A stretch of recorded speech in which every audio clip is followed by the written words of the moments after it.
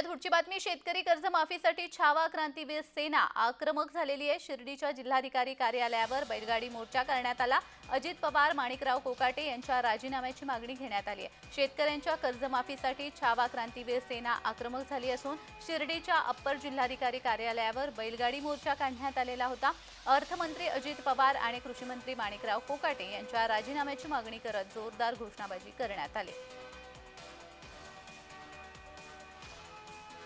शिर्डीच्या जिल्हाधिकारी कार्यालयावर बैलगाडी मोर्चा काढण्यात आलेला आहे। अजित पवार, माणिकराव कोकाटे यांच्या राजीनाम्याची मागणी या मोर्चाद्वारे करण्यात आली।